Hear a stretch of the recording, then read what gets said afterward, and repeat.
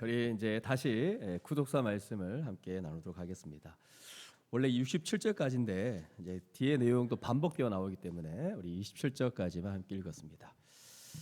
우리가 계속해서 창세기부터 요한계시록까지 이제 하나님께서 어떻게 하나님 나라를 이루고 또 우리를 구원하시기 위해서 하나님은 어떻게 구원 경륜을 이렇게 이뤄 가시는가에 대한 주제를 가지고 우리가 계속 살피고 있습니다. 오늘은 이제 아브라함 마지막 파트입니다.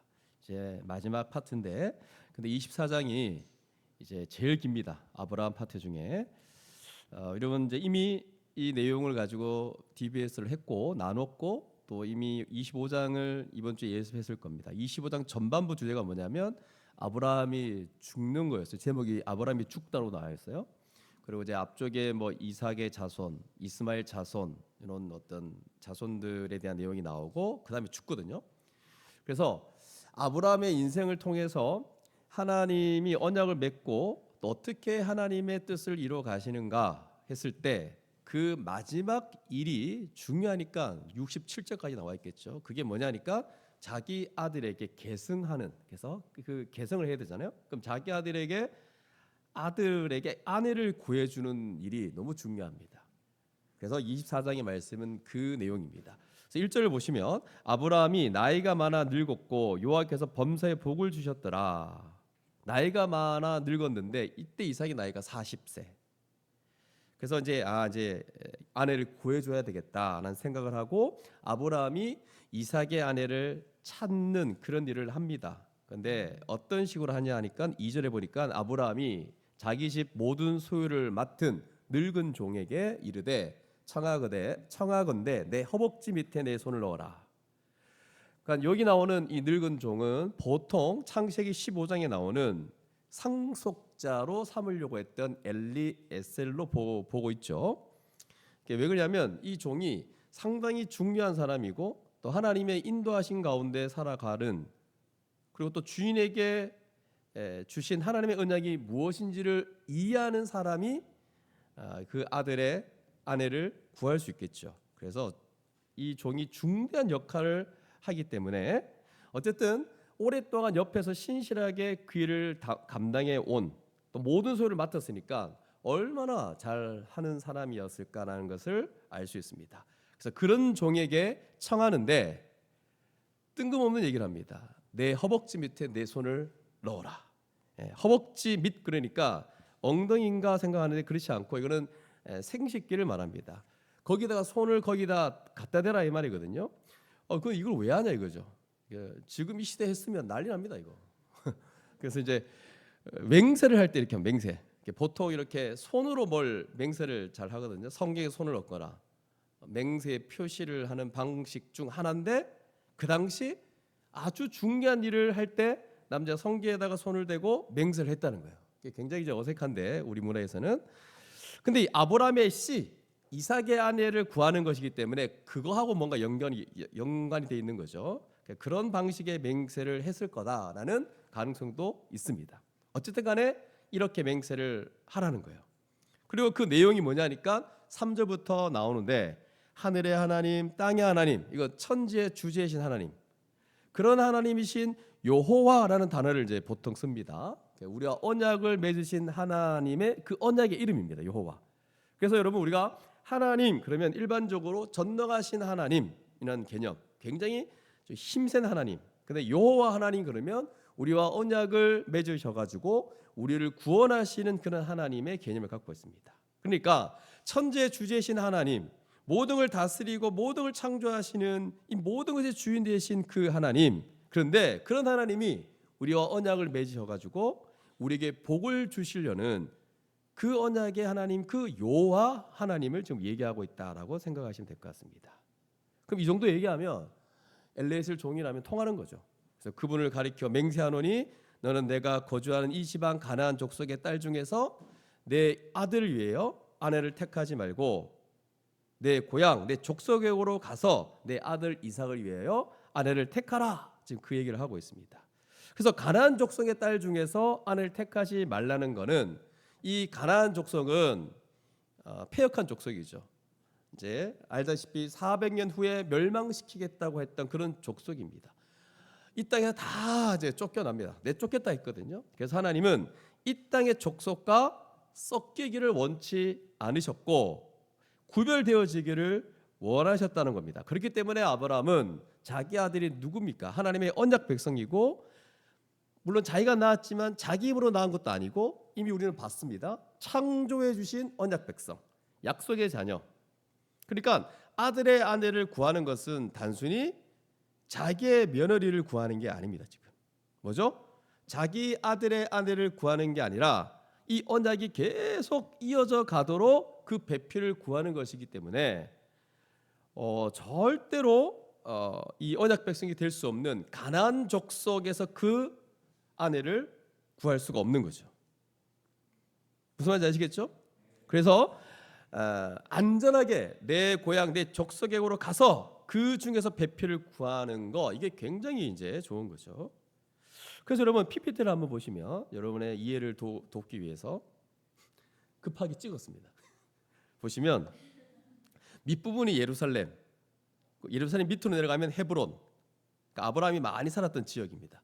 헤브론 밑에가 뭐냐면 브엘세바, 거기서 브엘세바 그 밑까지 가면 네게부 광야 지역이 있어요. 그리고 예루살렘 위로 좀 올라가면 세겜 같은 게 있고, 그럼 세겜이 보통 가나안 땅으로 들어올 때 아브라함이 참 멀리서 들어올 때 처음 도착했던 곳이 세겜이었어요. 맞죠? 그럼 예루살렘 세겜도 약간 거리가 좀 있는데 이 정도 되는 거리보다 훨씬 더 가야 뭐가 있습니까? 하란이라는 고향으로 가게 되어 있습니다. 물론 갈대우로서 나왔지만 여기서 말하는 내 고향은 하란이 하란. 그러니까 어디까지 가란 말이냐면 하란까지 가란 말인데 이게 800km, 한 10개월 정도 여행을 해야 갈 수 있는 곳이래요. 그냥 근처에서 찾지 힘들게, 맞죠?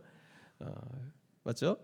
그러니까 뭐 어디다 손에 대고 맹세하라고 한 거 봤을 때 이게 보통 일이 아닌 거죠. 그래서 뭐 세겜 같은 데 가서 대충 구해서 그 하란 가서 구했다 이렇게 말해도 되는 문제인데 그렇게 하지 못하죠. 굉장히 중요한 일이기 때문에 그렇습니다.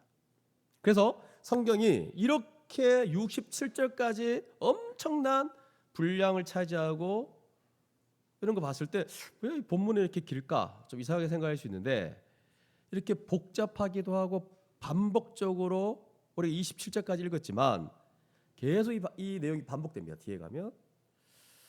그래서 뭐 뒤에 보면 니부가가 또 어땠고 이 종이 이제 있었던 일을 또 막 다시 얘기합니다.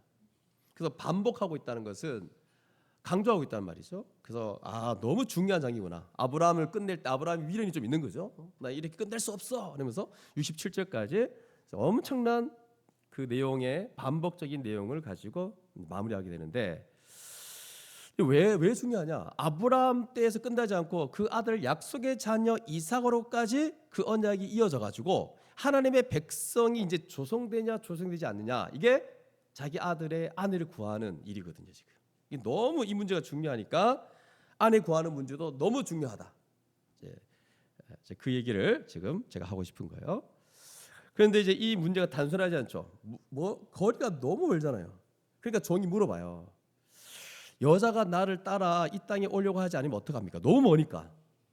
뭐 이때는 KTX도 없고 뭐 이제 그러니까 너무 머니까.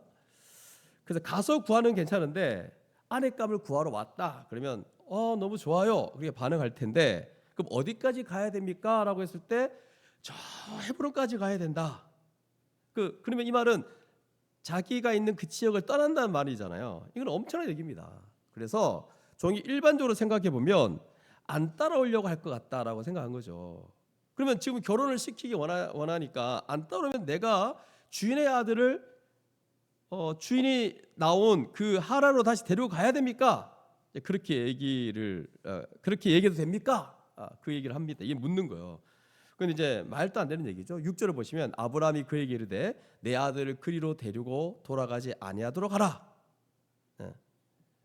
7절에 보면 다시 하늘의 하나님 여호와께서 그분을 언급하고 나를 내 아버지의 집과 내 고향 땅에서 떠나게 하시며 내게 맹세하여 이르시기를 언약하여 이르시기를 이 땅을 내 씨에게 주리라 하셨으니라고 돼 있어요.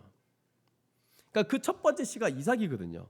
그래서 지금 여기 살고 있는데 어떻게 다시 가겠느냐라고 얘기하는 거예요. 그러니까 지금 이 종이 잘 알고 있었지만 약간 뭔가 좀 부족하게 알고 있었던 것 같아요. 그러니까 이제 이런 걸 잘 몰랐던 거죠. 자, 어쨌든 간에 이 땅을 내 씨에게 주리라 하셨으니, 예. 그러면 하나님이 그의 아내를 구할 때 도와주실 거라는 거죠. 그래서 어떤 말을 합니까? 그가 그 사제를 너보다 앞서 보내실 거다. 그러니까 미리 다 준비시킬 거라는 겁니다. 너가 거기서 내 아들을 위해서 아내를 택할지니라. 잘 될 거다. 그리고 잘 데리고 올 거다. 그 얘기를 하고 있습니다. 그래서 이제 8절을 보면 만일 여자가 너를 따라오려고 하지 아니하면 나의 이 맹세가 너와 상관이 없나니 오직 내 아들을 데리고 그리로 가지 말지니라. 네. 그 만약에 여자가 여자를 구했는데 안 오려고 한다? 그럼 간도라는 거예요. 맞죠? 그 얘기를 하고 있어요. 근데 데리고 올 수 있다는 얘기죠. 예. 그래서 구해오라고 맹세까지 한 건데 만약에 안 오려고 한다? 이제 이 맹세는 효력이 없고 맹세가 풀린 거다. 이제 그 얘기를 하고 있는 겁니다.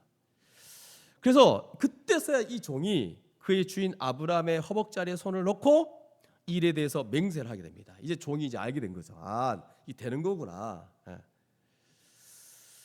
그래서 여러분 언약 백성으로 이렇게 이 결혼이 얼마나 중요한지를 우리가 분명히 이제 알 수 있는 거죠. 자, 그리고 나서 종이 이제 아내를 구하려고 본격적으로 떠납니다. 그럼 몇 가지 좀 생각해 보면, 자, 여기까지 내용을 보면서 아브라함에 대한 기록 중에 마지막이잖아요. 내용도 무지하게 길고, 아브라함이 하나님 아브라함 불러서 그분의 구원 경륜에 대한 구상도 밝히고 그 일을 어떻게 이뤄 가시는지에 대해서 말씀하시는 그 아브라함 파트가 너무너무 중요한데 그 중요한 이야기의 마지막 마무리가 뭐냐 하니까 그 아들 이삭에게 아내를 구해주는 것. 그럼 아내를 구해주는 것은 어떤 의미일까? 물론 우리 부모들은 자기 자녀의 배필에 대해서 관심 가져야 되는 거 맞는데 이게 그냥 단순한 그런 걸까요? 신자들은 자기 자녀를 이렇게 배필을 구해주는 문제 그 이상의 훨씬 더 큰 의미를 갖고 있다는 거죠. 이게 뭐냐? 다음 세대, 이 믿음의 세대, 이 다음 세대를 어떻게 준비시키느냐의 문제입니다.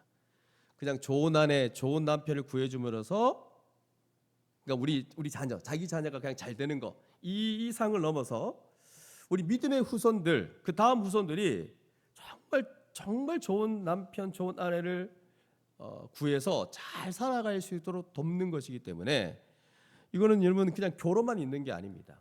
여러 가지가 있습니다. 그 중에 아주 중요한 게 가정이죠, 가정.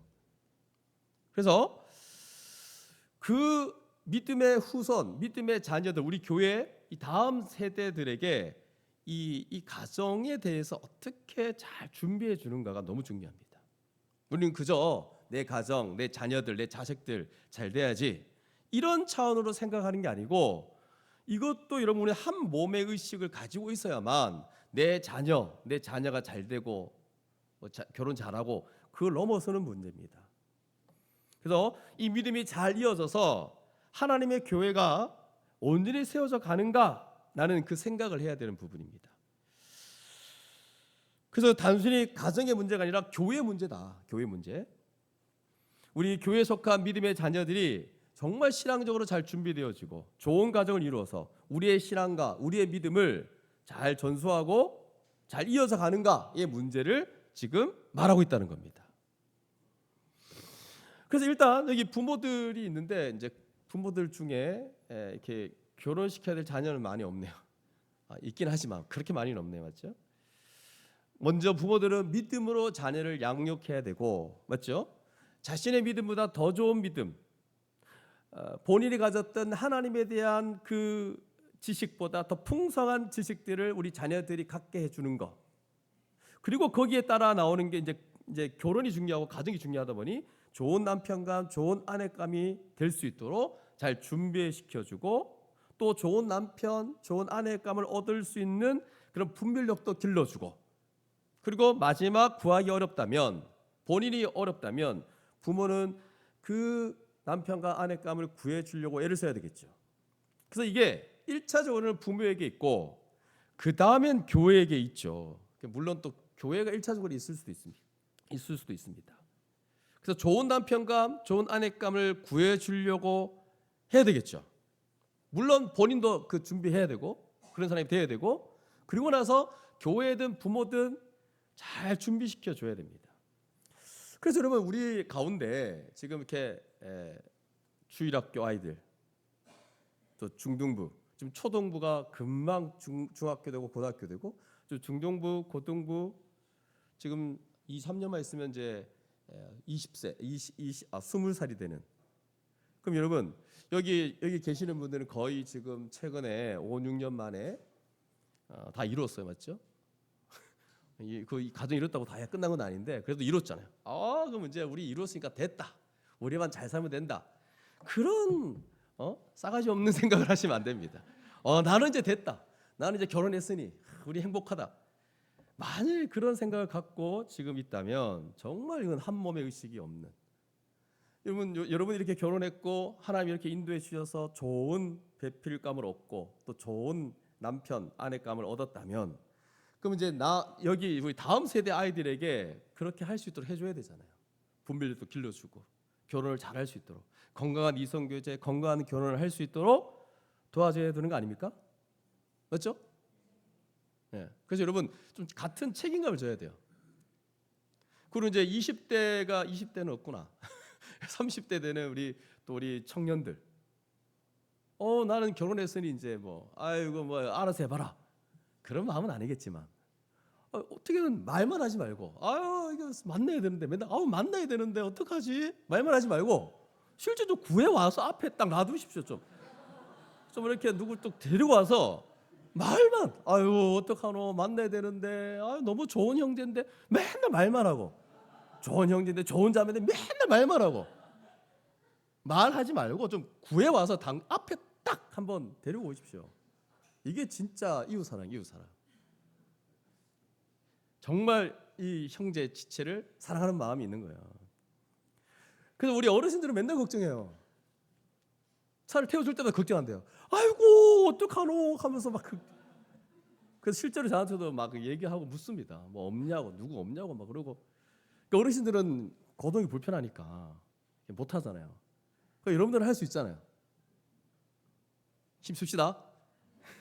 이게 같은 동료 의식, 같은 한 몸의 의식. 말만 하지 말고 이제 잘 이어져 가야 됩니다. 그리고 이제 중요한 거, 우리 이제 중등부, 고등부 이제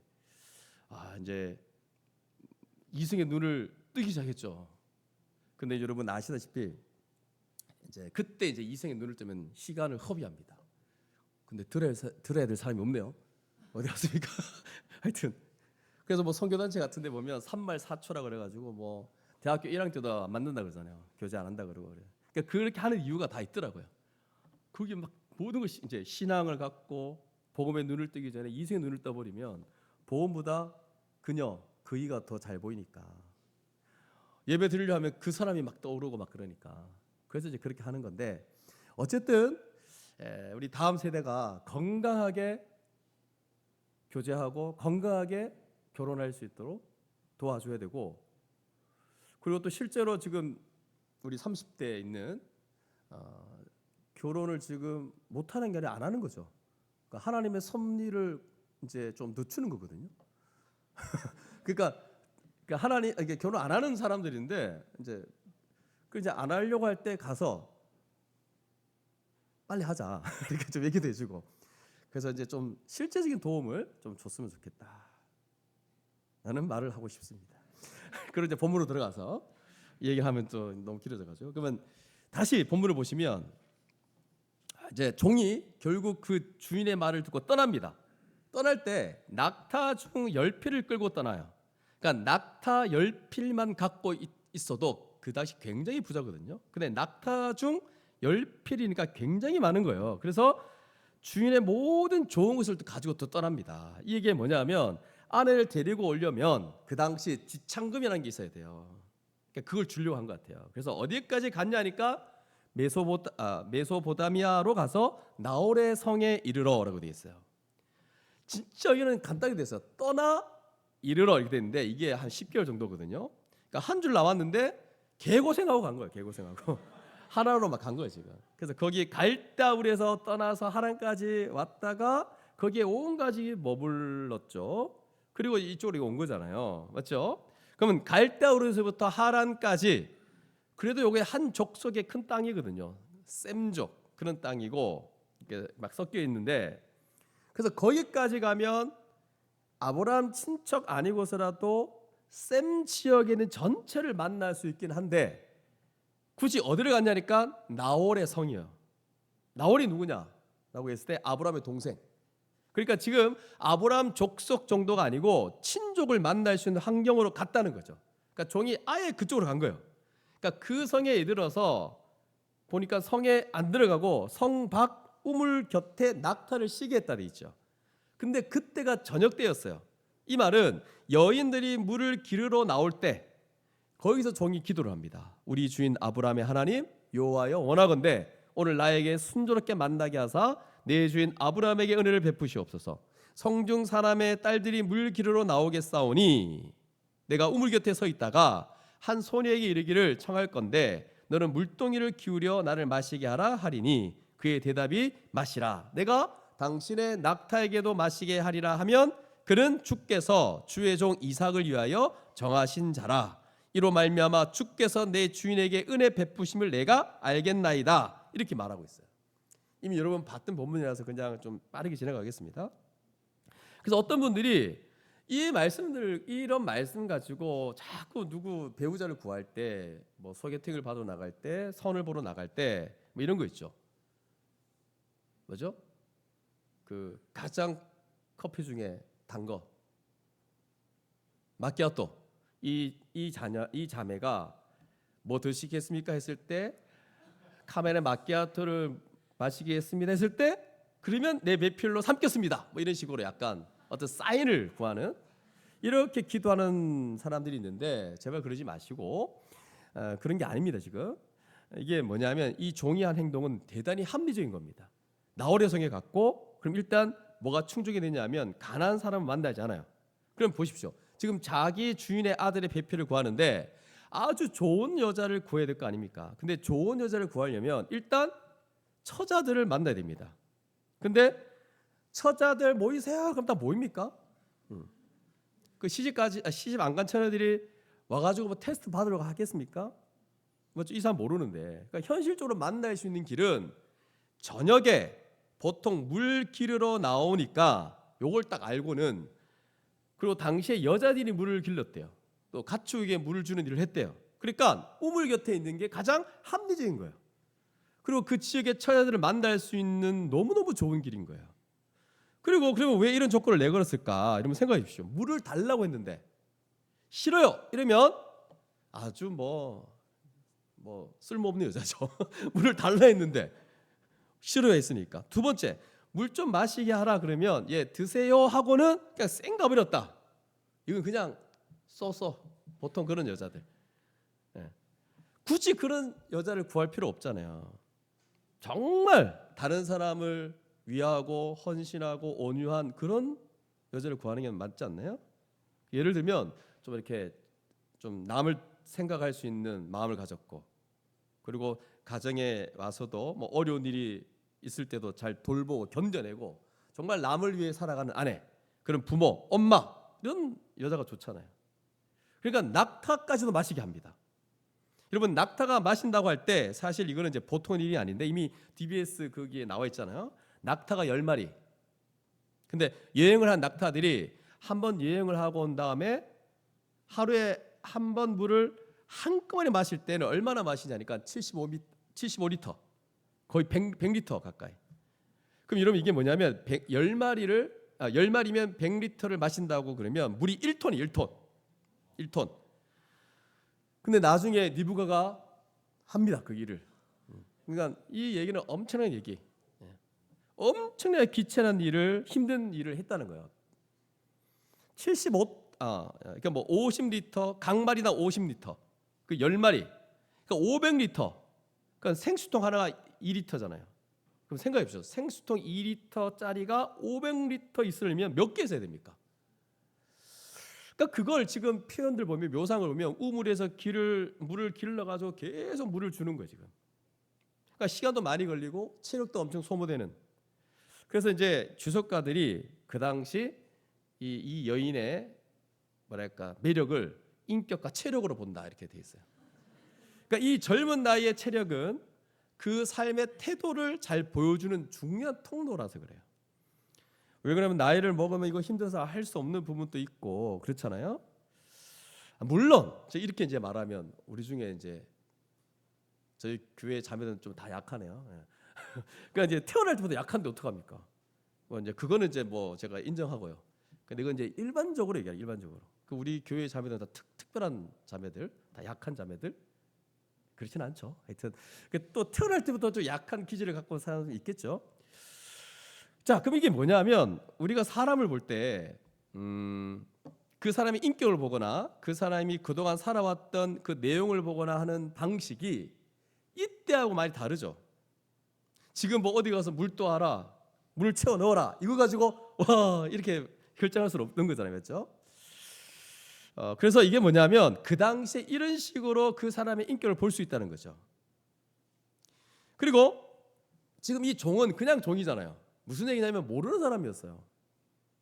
그러면 아는 사람한테 친절히 대한다면 그럴 수 있죠. 원래부터 알아왔던 관계면 친절히 대할 수 있는데 모르는 사람한테 그렇게 했다면 그 사람은 어디에 있든지 모르는 사람한테도 여전히 이렇게 하는 사람이구나라고 이렇게 확인할 수 있다는 거죠. 그게 괜찮은 여자라는 거예요.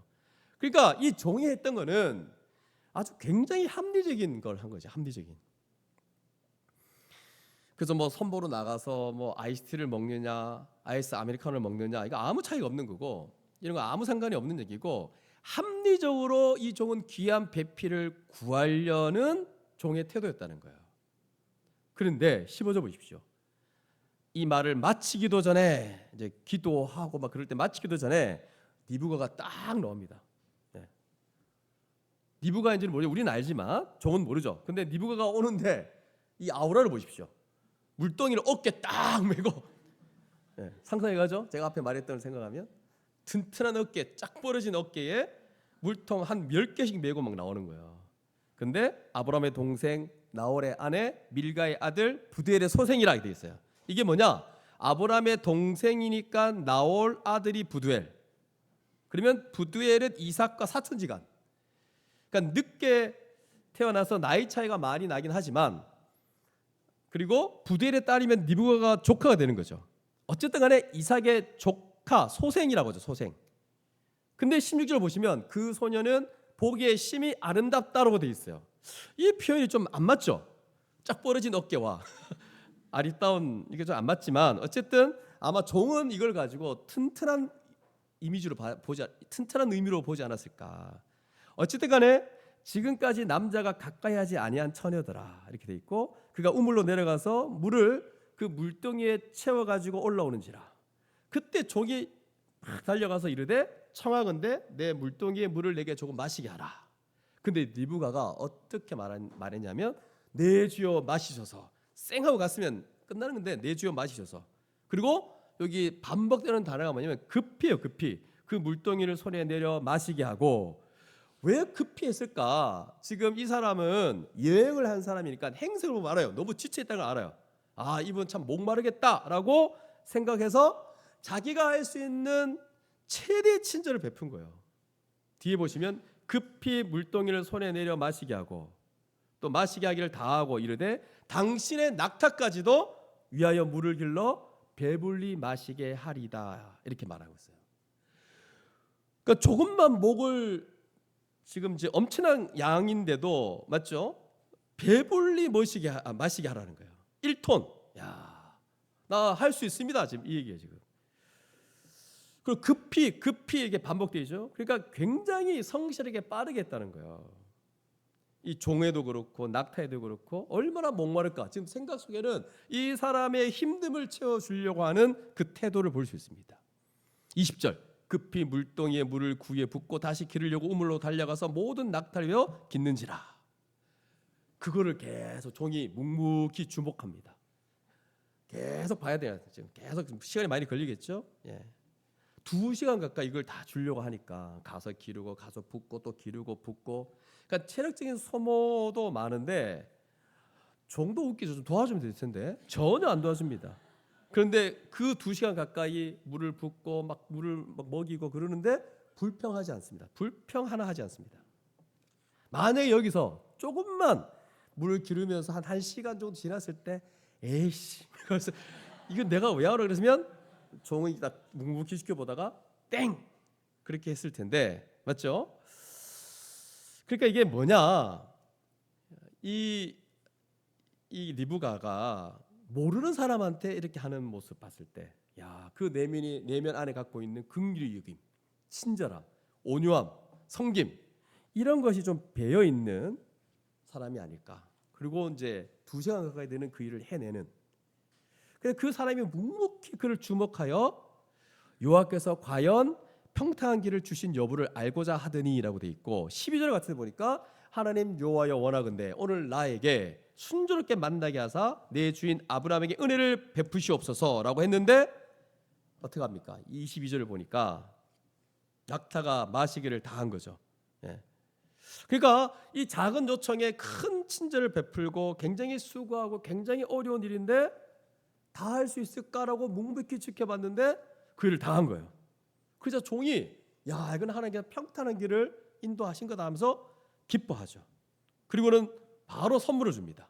근데 그 선물이 기가 막힙니다. 금 콧걸이 1개, 13개 무게의 근 손목걸이 1상. 이거를 이제 DBS의 디페이 같은 데 나와 있는데 어마어마한 무게입니다. 선물을 딱 줍니다. 그러니까 상당한 가치가 있는 거고 맞죠? 그리고 나서 너희 집에 가서 내가 유숙하고 싶다. 그래서 드디어 이제 아버지가 누구냐 물으니까 나는 밀가고 나홀에게서 낳은 아들 부두엘의 딸입니다. 이렇게 이제 얘기를 합니다. 그때 종이 그 얘기를 듣는 순간 소름이 확 끼쳤을 거예요.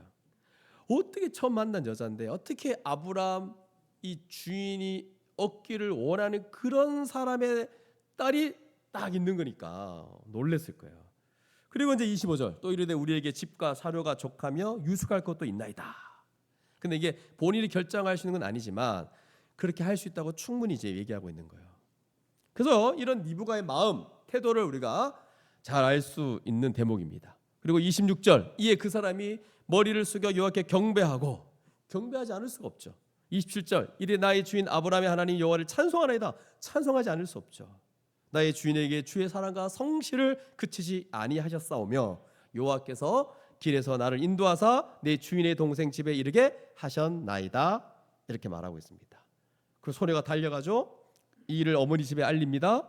리브가에게 오나버니가 있는데 그 이름은 나반입니다. 그 유명한 나반. 나중에 이제 야곱 밭에 가면 야곱이 이렇게 도망쳤는데 나반 집에 들어갔는데 거기서 온갖 이제 고통을 당합니다. 온갖 일을 당합니다. 이건 나중에 보고 그래서 이제 나반이 그 얘기를 듣고 우물로 달려옵니다. 그리고 그 사람에게 이르러 그의 누이의 코걸이와 그의 손의 손목걸이를 보고 또 그의 누이 리브가가 그 사람이 자기에게 이같이 말하더라 함을 듣고 그 사람에게 나아감이라 되어 있는데 여러분 요 라반이라는 사람이 약간 세속적인 사람이에요. 그래서 지금 뭘 봤어요. 다 눈에 보이는 것들 선물들이 너무 중요했을지도 몰라요. 그러니까 뭐 뛰어왔겠죠. 예. 그때 그 아브라함의 종이 우물과 낙타 곁에 서 있었습니다. 31절 나반이 이르되 여호와께 복을 받은 자여 들어오소서. 이게 뭐 굉장히 신앙으로 얘기하는 거는 아니라 그냥 어쨌든 이 사람들이 아브라함이 섬기는 하나님을 알고 있는 자들, 그러니까 여호와의 이름을 쓰는 거 봤을 때는 그냥 그 정도 알고 있는 사람. 그리고는 들어오소서 어찌 밖에 서 있나이까? 지금까지 왔으니까 뭐 서 있겠죠. 근데 뭐 왜 밖에 서 있습니까? 이렇게 말하고 내가 방과 낙타의 처소를 준비하였나이다. 그리고 이 종이 집에 들어가서 대접을 받습니다. 32절 나반이 낙타의 짐을 부리고 집과 사료를 낙타에게 주고 그 사람의 발과 그의 동행자의 발 씻을 물을 주고 그 앞에 음식을 베푸니. 그런데 33절 보니까 이 종이 내가 이 일을 진술하기 전에는 지금까지 어떻게 해서 이렇게 왔는가 과정 뭐 만나게 된지 이 일을 진술하기 전에는 먹지 않겠습니다 라고 말하죠. 그러니까 종이 얼마나 충성스러운지 몰라요. 자 그리고 나서 이제 34절 36절 한번 같이 읽어보겠습니다. 34절 36절 시작.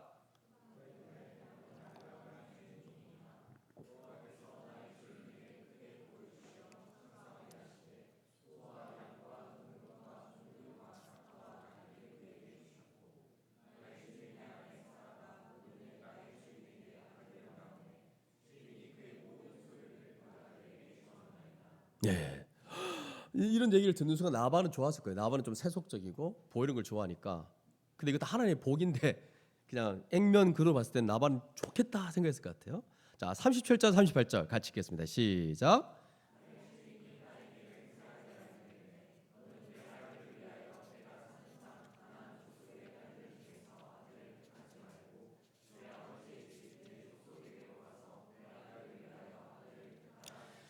자, 이 내용은 앞에 있었던 내용이고 쭉 가서 42절 같은 데 보면 내가 오늘 우물에 이르러 말하기를 내 주인 아브라함의 하나님 여호와여 만일 내가 행하는 길에 형통함을 주실진데 내가 이 우물 곁에 서 있다 하면서 또 쭉 얘기하고 내게 조금 마시게 하라 그랬더니 또 낙타까지 마시게 하고 또 니부가가 이게 물동이를 어깨에 메고 막 먹이잖아요. 2시간 가까이.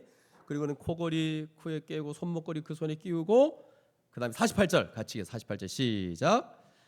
내 주인 아브라함의 하나님 여호와께서 나를 바른 길로 인도하사 나의 주인의 동생의 딸을 그의 아들을 위하여 택하게 하셨으므로 내가 머리를 숙여 그에게 경배하고 찬송하였나이다. 비슷하죠? 49절 시작. 이제 당신들이 인자함과 진실함으로 내 주의를 대접하려거든 내게 알게 해주시고 그렇지 아니할지라도 내게 알게 해주셔서 내가 우로든지 자로든지 행하게 하소서. 나는 낙타에다가 여기까지. 자, 그리고 이제 이렇게 했을 때 나반과 부델이 대답하여 이르되 뭐라고 하냐면 이 일이 여호와께로 말미암으니 우리는 가부를 말할 수 없노라. 니부가가 당신 앞에 있으리 데리고 가서 여호와의 명령대로 그를 당신의 주인의 아들의 아내가 되게 하라. 그러니까 하나님을 두려운 이제 뭔가 하나님이 이렇게 인도하셨다는 걸 들으니 이들은 그렇게밖에 할 수 없는 거죠. 그리고 이제 52절 53절도 아브라함의 종이 그들의 말을 듣고 땅에 엎드려 여호와께 절하고 은금 패물과 의복을 꺼내어 니부가에게 주고 그의 오나버니와 어머니에게도 보물을 줬다 이렇게 돼 있어요. 그러니까 이게 뭐냐? 이제 청원이 된 거고 허락한 거 지참금까지 준 거예요. 자, 여러분 우리가 이것을 보면서 이제 우리가 다 이미 반복된 내용이라서 그냥 쭉 지나갔습니다. 이 아내를 구하는 문제 또는 남편을 구하는 문제 이렇게 할때 가장 첫 번째 되는 조건 아주 중요한 거는 가나안 족속과 결혼하면 안 된다. 요거 분명히 돼 있고요. 그러니까 믿음의 사람을 대표로 삼는 거고 이런 점들이 아주 중요한 것이고 그리고 또 한 가지는 제대로 믿음 생활을 하는 사람을 고르는 건 너무 중요한 거고 그리고 나서 믿음의 수준 요걸 알아야 된다는 거죠. 여기 보니까 이 리브가가 되게 순종하려고 애쓰고 뭔가 온유하고 뭔가 남을 먼저 생각하는 마음을 갖고 있는 자이죠. 그렇기 때문에 예수 믿기만 하면 된다 이 얘기를 하고 있지 않습니까? 성경은. 그러면 예수 믿고 그냥 교회만 나오면 된다 이 얘기가 아니라 맞죠? 성경은 좋은 아내감, 좋은 남편감이라는 기준이 분명히 있더라는 겁니다. 그러면 예수를 닮은 사람을 좋은 사람으로 보는 거 아닙니까? 예수를 잘 닮아가고 있는 사람, 온유와 겸손 이런 거. 그럼 우리 부모들은 자녀를 어떤 식으로 양육해야 될까 생각해 보면 그런 식으로 양육해야죠. 그럼 어떤 식으로 양육할 겁니까? 우리 예수 믿는 사람, 예수 믿는 자녀인데 그럼 누구를 닮아야 되죠? 예수를 닮아야 되죠. 이게 너무 당연한 얘기인데 이거는 되게 당연한 걸로 기본으로 까는 것 같은데 기본이 안 돼 있는 경우가 되게 많습니다. 약간 좀 기능 있는 사람으로 만들려고 한다거나 뭐 잘하는 사람, 뭐 탁월한 사람 만들려고 하는데 예수 믿는 사람, 예수를 잘 닮은 사람 만들어야죠. 그리고 사람을 판단할 때도 그렇게 판단하셔야 됩니다. 그러므로 우리가 우선 자라가는 우리 모든 다음 세대들 그런 사람이 될 수 있도록 키워내야 되고 그리고 결혼 정년기까지 이런 사람으로 준비되어져야 됩니다. 그러니까 어릴 때부터 그렇게 생각하고 자라와야 되고 정년기까지 계속 그렇게 준비되어야 됩니다. 예수님 닮은 사람으로. 맞죠? 근데 이제 뭐 보통 이제 이런 얘기를 하면 나는 원래 그런 사람이 아니다. 원래 그런 사람이 어디 있습니까? 다 예수님 닮아가는 자들이죠, 우리는. 그러니까 스스로 잘 준비해야 된다는 거. 그러니까 결혼한 남자가 없다, 여자가 없다. 이렇게 얘기도 하고 또 어떤 사람은 뭐 나는 이런 사람이 좋겠다. 이런 여자나 남자가 내 배필로 좋겠다라고 얘기도 하죠. 그래가지고 이제 이게 옛날에 우리 때 유행했던 게 막 항목을 다 적어놓습니다. 20가지 기도제목 막 적고 키는 180 이상, 집안은 기독교 집안이고 뭐 쭉 막 적어놓고 그렇게 되기를 기도하고 막 그랬는데 이게 신앙적 기준이 잘 모르겠어요. 근데 그거 말고도 본인은 괜찮습니까? 거기 합당한 기준에 충족이 됩니까? 본인은 안 되는데 상대만 그렇게 돼야 돼. 본인은 괜찮은 사람인가 생각해 봐야 돼요. 그러니까 우리 스스로 어떤 사람이 좋은 배필인지를 생각함과 동시에 스스로 좋은 배필로 준비해 가야 됩니다. 정말 준비를 잘 해가야 되는 것이고, 이런 점들을 생각해 볼 때 우리 중에는 이제 이미 배필을 구했고 또 이제 가정을 이끌어가는 사람들, 신앙의 선배, 뭐 결혼의 선배들이 많은데, 그러면 여러분 아까 제가 소대에서 말한 것처럼 그럼 나는 이제 했으니 됐다 이게 아니고, 이제는 다음 세대와 이제 결혼 안 하는, 못 하는 게 아니라 안 하는 사람들에게 어떻게 그들을 잘 인도해내고 잘 보살필까를 생각하셔야 됩니다. 그래서 이거는 여러분 이제 이미 결혼한 사람들이 아실 거예요. 그러니까 그들에게 물어봐야 됩니다. 이건 쉽게 얻을 수 있는 지혜가 아니기 때문에 이미 결혼한 사람들, 우리 어른들에게 물어봐야 돼요. 아시겠죠? 그러니까 우리 안에 어떻게 하면 잘 선택하고 어떻게 하면 가정을 잘 이루어갈 것인지를 우리 이미 지혜를 얻은 사람들에게 물어보자는 겁니다. 그럼 여러분 이제 한번 또 구체적으로 보면 그 니브가는 어떤 사람일까? 그럼 어떤 사람을 하나님의 사람의 배필로 볼 것인가? 그러니까 니브가만 딱 본다면 나그네를 대접하고 있죠. 자기도 모르는 사람, 이해관계가 없는 사람, 상관도 없는 사람을 대접하는 거. 아니 요청했는 것보다 더 얼마나 크게 했는지 몰라요. 그리고 수고하고 상대방의 필요를 채워준 사람, 얼마나 친절한지, 얼마나 긍휼을 여기는 마음이 많은지, 얼마나 수고하고 헌신하는지, 얼마나 사람들을 잘 돌봤는지 알 수 있습니다. 근데 여러분 우리가 생각해 볼 때 우리가 진짜 이렇게 할 수 있는지, 그러니까 니브가 보면서 와 힘세다 그것만 생각하지 말고, 그가 돌보기 위해서 자기 일정을 중단하고 1시간, 2시간을 땀을 뻘뻘 흘리면서 수고한 거죠. 아무 상관도 없는 사람인데 단순한 요청에 기쁘게 여기면서 섬겼다는 거예요. 아니면 반대로 불평하고 짜증내는 사람이 있지 않나요? 이런 거 싫어요. 확 가버리는 사람도 있을 거고. 근데 나는 어떤 사람인지를 한번 돌아봤으면 좋겠고, 아마 니브가는 집안에서도 그 역할을 성실히 감당했을 사람이었을 거예요. 그리고 아주 성실하게 몸을 움직이고 또 자기를 절제하는 삶을 살았을 것이 분명합니다. 미리 준비하는 삶을 살아가지 않았을까고 생각할 수 있습니다. 그리고 거기에다가 체력까지 갖춘. 그뿐만 아니라 니브가를 통해서 우리는 그의 인격과 태도를 또 하나 알 수 있는데, 그게 뭐냐니까 53절 같은 데 보십시오. 53절. 은금 패물과 의복을 꺼내어 니브가에게 주고 그의 오라버니와 어머니에게 보물을 주니라 되어 있잖아요. 그리고 54절 같은 데 보면 이제 유숙을 합니다. 종과 동행자들이 먹고 마시고 잠을 잡니다. 그리고 아침에 일어납니다. 아침에 일어나서 뭐라고 하냐면 가겠다는 거예요. 하룻밤 만에 가겠다는 거예요. 54절 보십시오. 그가 이르되 나를 보내어 내 주인에게로 돌아가게 하소서. 근데 이제 허락을 받으면 누구를 이제 니브가를 데려가야 되는 거잖아요. 아니 하룻밤 만에 갑자기 준비도 안 했는데, 그래서 니브가의 오라버니 라반과 그의 어머니가 이르되 이 아이로 하여금 며칠 또는 열흘을 우리와 함께 머물게 하라. 그 후에 그가 갈 것이다. 이 부모들은 내심 우리가 열흘 정도 있다가 갈 거라 생각했어요. 근데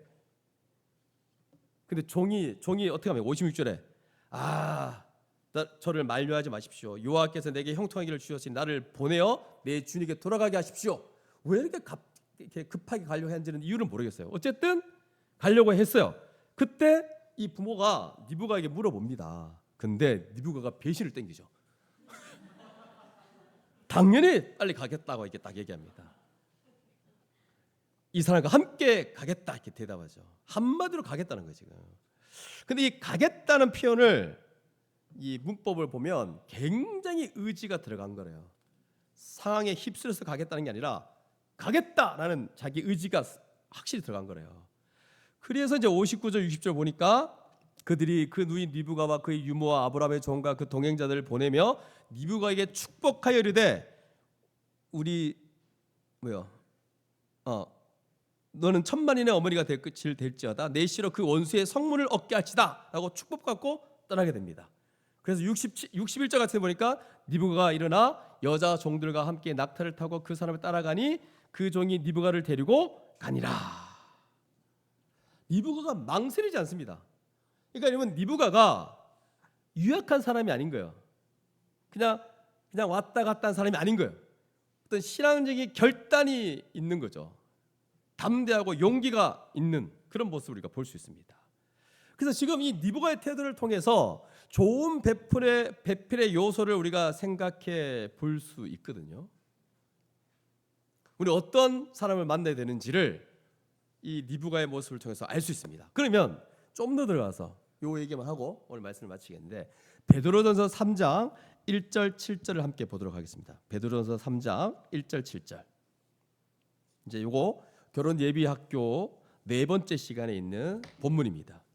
보통 이 본문에서 많이 무너집니다. 한번 보죠. 베드로전서 같이 한번 읽어보겠습니다. 베드로전서 3장 1절에서 7절입니다.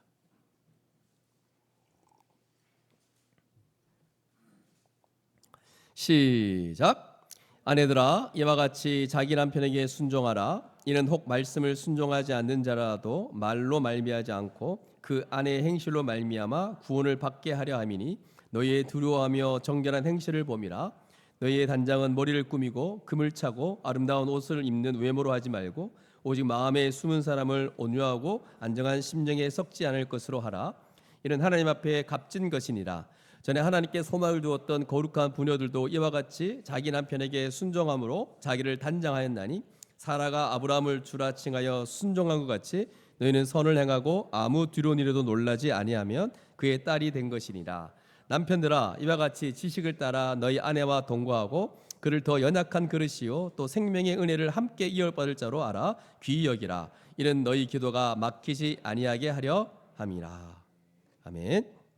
자, 이게 남편과 아내에 대한 얘기인데 에베소서 말씀을 5장 말씀을 많이 다루지만 이 베드로전서 3장 말씀을 좀 더 봤으면 좋겠는데, 먼저 아내에 대한 권면이 있습니다. 어떤 아내냐 하니까 중간에 예수 믿었던 것 같아요.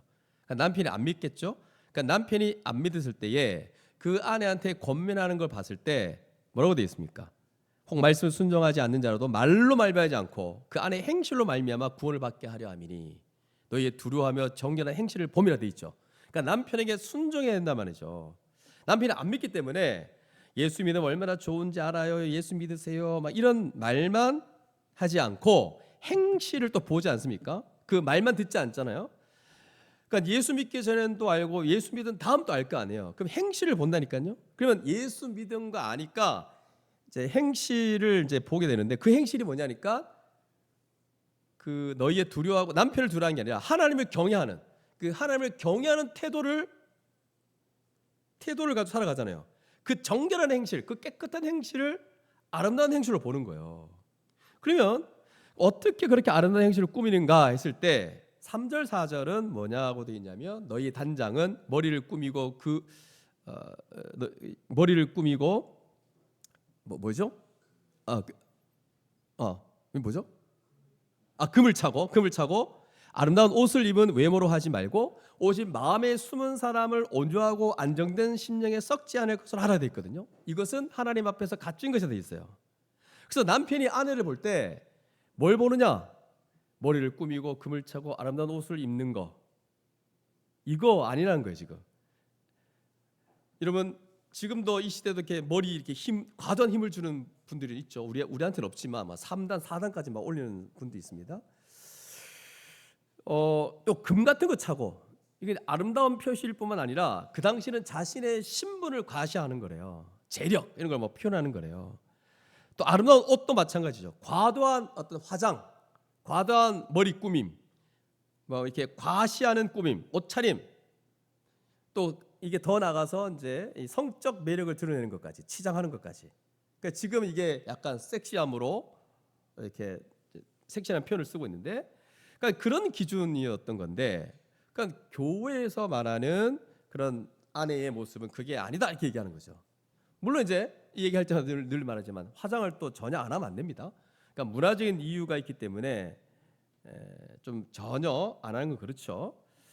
이제 검소한 꾸밈, 화장은 바람직하다. 아예 화장도 안 하고 머리도 안 감고 막 머리 막 떡 쳐가지고 오면 이건 아니죠. 냄새 나고 이러면 안 되고, 그런 거 좀 이상한 거고. 그래서 우리가 허용될 수 있는 수준의 검소한 꾸밈, 과도하게 전부 자기를 막 과시하고 치장하고 막 경제력을 보이려고 하는 거 이건 이제 아니다는 거죠. 우리 중에 이제 우리 예수 믿는 사람들 중에 그렇다. 이건 뭐 실망스러운 거죠. 뭔가 중요한 가치가 이런 게 아니잖아요, 맞죠? 자, 그리고 그거 말고 뭐라고 돼 있어요? 반대로 숨은 사람, 온유하고 안정된 심령에 썩지 않은 것으로 하는 것. 결국 예수 믿는 아내들, 예수 믿는 사람들은 뭐가 중요하니까 보이지 않는 숨은 사람, 그 속사람이 아름다워야 된다는 거예요. 속사람. 이 영역이 아름다워야 된다는 거예요. 그 마음과 인격이 아름다워야 된다. 새 창조된 새 사람의 가장 핵심, 이게 아름다워야 된다는 거죠. 또한 온유한 심령, 뭐 거칠고 조그만 일이 있어도 짜증내고 삐지고 성급하고 성질 부리고 급히 인상을 쓰고 약간 마음에 두고 약간이 아니고 많이 마음에 두고 복수하려고 하고 뭐 부드럽고 친절하며 마음을 다해 섬기고 돕고 이런 니부가가 아닌 니부가처럼 그런 게 아니라 보복하려고 하고 용서하지 않으며 그 뭔가 마음이 계속 이 원통하고 풀고 있는 뭐 선대하는 마음 이런 거 없는 여러분 온유한 심령이라는 건 예수님 닮은 마음이에요. 안정한 심령. 온유한 심령이 안정되어 있거든요. 그러니까 오히려 불안하고 요동하고 반역하고 반발하고 혼란하고 거역하는 것 대신에 조용하고 평안하고 평안없고 쉽게 흔들리지 않는 마음, 그 안정된 성품인 거예요. 이리저리 왔다 갔다 하지 않는 성품. 이게 오늘 베드로서 말씀에 말하는 좋은 안정된 심령을 가진 모습이다는 거예요. 이거 다 썩지 않는 거래요. 그러니까 사절에 보니까 이것이 영원히 아름다움이고 영원한 가치를 지닌 것이다 되어 있어요. 그래서 여러분 이미 결혼하신 분들은 다 알잖아요. 10년, 20년 또 이미 5년 된 결혼하신 분들은 다 알잖아요. 이제 그 전에 그냥 결혼하기 전에 그 예쁘다 했던 그 차원이 아니라 그 예쁨은 한평생 예쁘지 않습니다. 피부나 외모나 다 바뀌기 때문에 몸이 아주 쇠퇴해져 가고 있고, 그러니까 지금 5년이 지나고 10년이 지나고 그게 유지되겠습니까? 그러니까 지금에 와서는 부부들은 결혼한 이 가정의 부부들은 그걸 아름답다고 생각하지 않습니다. 그걸 아름답다고 생각하는가? 하여튼 그걸 아름답다고 생각하지 않죠? 네. 오히려 내면의 아름다움을 가지고 이걸 귀하게 여긴다는 거예요. 뭐 이게 뭐 자매들만 그렇습니까? 꾸미고 이런 게 자매들이 좀 더 특징이지만 형제도 마찬가지죠. 뭐 막 어깨 근육 키우고 핸섬하게 막 요즘 피부 관리하고 머리 안 빠지려고 하고 막 그런 거 이런 데 관심을 쓰는데 아내는 돌보지도 않고 뭐 이렇다면 뭐 이제 아니죠. 그래서 여러분 그 인물값 한다 그러거든요. 남편도 그렇고 아내도 그렇고. 남편이 예를 들면 진짜 핸섬하고 잘생기고 키 크고 막 해서 결혼 전부터 사람들부터 이렇게 막 따라다니고 막 그랬는데 결혼하고 나서도 이거밖에 없는 거야. 청소도 못 하고 뭐 청소 안 해주고 뭐 이렇게 한 번씩 밥도 안 줘주고 맨날 멋있는 거 잘생긴 거 이거밖에 없다는 거예요. 그래서 꼴도 보기 싫대요. 그 주변에 그 일묵값을 하는 거 일묵값을. 여러분 그거 다 필요 없어요. 5년 전이고 10년 전이면 오히려 이렇게 도와주고 헌신해주고 섬겨주는 게 낫지. 그래서 여러분 이 속 화장을 해야 돼요. 속 화장. 늘 이게 옛날에 얘기할 때 로마서로 화장해라, 뭐 에베소로 화장해라 그러는데 속 화장을 해야 됩니다. 겉 화장이 아니라. 그래서 여러분 정말 성경에서 말하는 그 아내감, 남편감 말할 때 정말 남들이 짜증낼 만하고 약간 싫은 상황일수도 밝게 웃으면서 다른 사람을 섬기고 분명히 본인도 힘들고 배고프기도 하고 짜증 낼 수도 있고 불편한 만도 한데 그걸 내색하지 않고 다른 사람을 돌보는 형제 자매들 우리 중에 생각해 보십시오. 우리 중에 없나? 생각해 보십시오. 원래 그럴 때 가치가 나타나는 거예요. 어떤 사람은 온유하라 그러니까 평온할 때 남들하고 좀 자기하고 맞는 스타일의 사람들과 대할 때 다 온유하지 상황이 안 좋고 불편하고 누군가 자기한테 해를 가하고 이럴 때 온유할 수 있는가? 이게 진짜예요, 진짜. 우리는 그렇지 않고 과감하게 성질을 내고 조금만 안 맞아도 싫은 티를 내고, 그렇죠? 그래서 여러분, 어떤 가정에 진짜 어떤 남편이 나와서 눈물 흘리며 고백하는 걸 봤는데, 막 아내만 들어오면 그 가정의 분위기가 막 축 처져 있고 애들도 안 좋고, 그런데 그 아내만 딱 들어오면 가정이 환해졌다는 거예요. 그래서 막 그 아내를 이렇게 기억하면서 막 너무 그립다면서 막 그런 얘기하는 걸 봤는데, 결국은 어떤 상황 속에서든지 본인이 이 온유함이든 뭐든 그때 나타나야 되는 거죠. 이게 진가죠, 그 사람의. 이게 속 사람의 힘입니다. 그래서 여러분, 지금 이제 바뀌어야 돼요, 가치가. 이제는 모든 세상 사람들은 보이는 거, 외모, 치장하고 이런 걸로 아름답다, 멋지다 말하지만, 우리는 그 속 사람의 힘을 우리는 이제 보는 거죠. 그 안정된 심령을 갖고 있는 자의 그 영향력, 아름다움. 이건 흉내낼 수 없습니다. 그 흉내내고 싶어서 뭐 어떻게 한다고 되는 게 아니라, 날마다 예수 그리스도 안에 들어가 있는 자신을 보고 부딪히며 계속 깎아가야 되는 부분이죠. 그래서 여러분, 한심하게 봐야 돼요. 우리 남편은, 우리 아내는 멋지다. 소위 세상 사람이 말하는 그런 거 갖춘 거에 대해서 막 자랑스러워하고. 여러분, 정말 한심한 거예요, 한심한 거. 그게 중요한 거. 믿음의 가정을 이뤄야 되고, 정말 이런 참된 아내감, 남편감을 얻으려고 해야 되는 거. 어떤 상황에서도 친절하고 온유하고 요동하지 않는, 그게 아니라 어떤 날은 완전히 다운됐다가 어떤 날은 완전히 좋았다가, 여러분, 이거는 굉장히 안정된 심정이 아닌 거죠. 어떨 때는 날려놨다가, 어떨 때는 헤헤거리다가, 어떨 때는 완전히 막 슬펐다가, 어떨 때는 막 와, 완전 그냥 왔다 갔다 하는 거, 이거 안정된 심정이 아닌 거예요. 어떤 상황과도 주님 바라보고 나아가는 거, 이게 정말 좋은 아내다. 이 중에 우리 결혼 못한 분이 아니라 안 하신 분들, 이제 세월이 그 정도 지났다면 언제까지 겉화장에 속겠습니까? 내면을 볼 수 있는 그 눈들을 주께서 허락하시기를 믿습니다. 그래서 그 내면의 아름다움을 보고 그 사람을 분별할 수 있는 그런 힘을 가질 수 있기를 간절히 바랍니다. 그러면 남편들은 뭐 괜찮냐? 남편들 한번 7절 한번 읽겠습니다. 시작. 남편들아, 이와 같이 지식을 따라 너희 아내와 동거하고 그를 더 연약한 그릇이요 또 생명의 은혜를 함께 이어받을 자로 알아 귀히 여기라. 이는 너희 기도가 막히지 아니하게 하려 함이라. 자, 지식이 있어야 되고 아내를 귀히 여겨야 됩니다. 그럼 지식이 있으려면, 여자와 아내에 대한 지식이 있으려면 시간이 많이 걸리죠. 이거는 어쩔 수 없이 경험을 이렇게 제 경험을 돌아봐도 많이 걸립니다, 시간이. 그래서 이 시간을 당기려면 신앙의 선배들, 미리 먼저 결혼한 선배들한테 물어봐야 됩니다. 자매가 어떤 존재인지.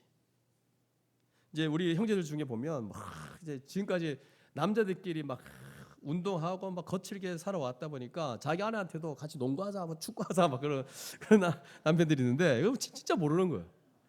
아내가 얼마나 약한 자인지 잘 모르는 거예요. 그러니까 지식이 있어야 된다, 지식이. 아시겠죠? 그리고 여자는, 아내는 연약한 그릇입니다. 육체적으로 연약할 수 있고 감정적으로 연약할 수 있다는 거. 그래서 아내를 돌봐야 되고 또 동등하게 생명의 은혜를 함께 이어받는 소중한 존재라는 것을 우리가 여긴다면 함부로 대할 수가 없습니다. 그래서 이제 이런 아내의 약한 부분들을 잘 채워줘야 됩니다. 아시겠죠? 자, 시간이 없어가지고. 그럼 여러분, 이제 이런 지식들은 남편들 같은 경우에 어릴 때부터 쭉 이렇게 갖고 있어야 되고, 이게 이제 뭐냐니까 교회로 살아가면서 상대방을 배려하고 그 필요를 채우려고 하고 돕는 거, 이게 몸에 배이고, 그렇죠? 그래서 니부가의 원리 같은 경우도 뭐 자매들한테 있는 거 아니에요. 이게 평소에 상대방을 잘 배려하는 거, 자기 지성만 하지 않으려고 하는 거, 뭐 불편한 거 있을 때 막 그런 거 막 되게 싫은 티를 내고 뭐 민감하게 반응하고 참지 못하고 불평을 호소하고 이런 게 아니라, 어릴 때부터 계속 니부가처럼 우리 남편들도 남자들도 형제들도 그렇게 가야 된다는 거죠. 그리고 이제 귀하게 여길 줄 알아야 되고,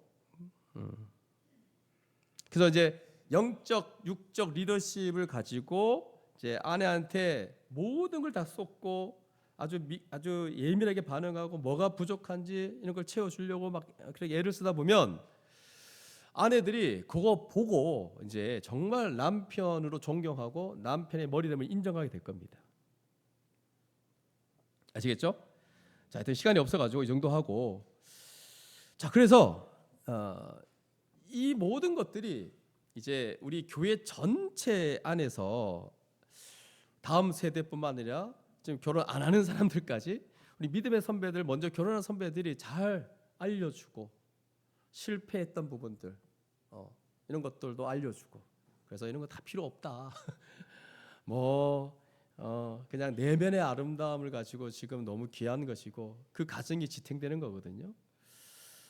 그래서 교회가 이 준비를 잘할 수 있도록 돕고, 또 선배들도 그것을 도와주고, 또 결혼 안 하는 분들이 이제 너무 늦어지면 또 하나님 때가 있을 거고, 그래서 또 가다 보면 하나님의 섭리 속에 또 어쩌면 또 독신의 은사도 있을 수도 있잖아요. 뭐 이런 것들 우리가 또 결혼 늦게 한다고 막 무시한다거나 그런 분위기를 만들 필요도 없고, 그것도 인정해주고, 우리가 끝까지 이렇게 한 가족으로서 이렇게 아브라함이 이렇게 이삭을 위해서 준비했듯이 우리도 믿음의 세대, 다음 세대를 좋은 아내, 좋은 남편을 만날 수 있는 그 분별력을 길러주고, 또 그런 것을 교육하고 잘 준비해 가면 좋겠다.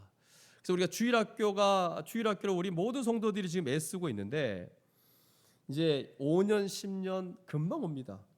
지금 너무 세상이 혼탁해서 음란해서 여러분 어떻게 될지 몰라요. 우리 자녀들이 너무 미디어에 지금 너무 사로잡혀 있어가지고 이 자녀들이 언제 어떻게 이 가정이 어떻게 깨질지, 뭐 동성애도 막 들어와 있고 지금 뭐 너무 혼란스럽습니다.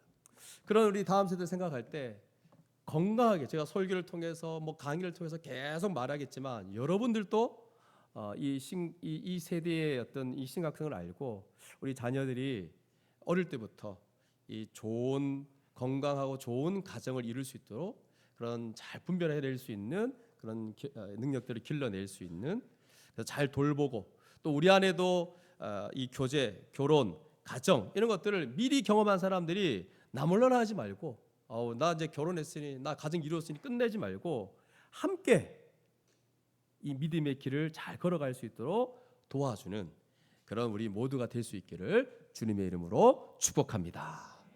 오늘 말씀을 붙잡고 우리 함께 기도하겠습니다. 오늘 이 24장 말씀이 이제 원래 하나님의 성실과 신실하심의 인도가 많이 이제 드러나 있는 본문이었지만 너무 얘기할 게 많아서 이제 오래간만에 한번 가정, 우리 교제, 결혼에 관련된 얘기를 함께 나눴습니다.